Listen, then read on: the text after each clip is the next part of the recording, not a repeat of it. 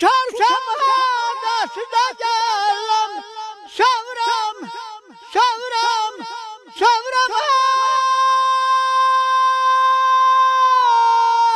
Ağadan ağlam Sağ ol. Mana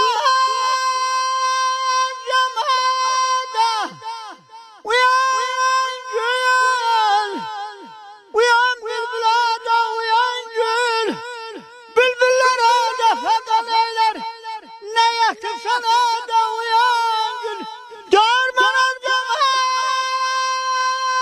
tam başına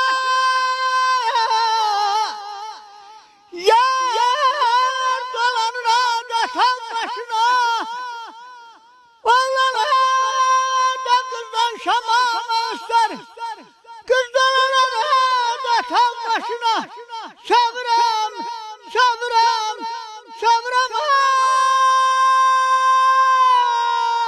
Ağadan ağlam Sağ ol. Azizler, bu sesi eşittiniz. Murad Emin'in sesidir.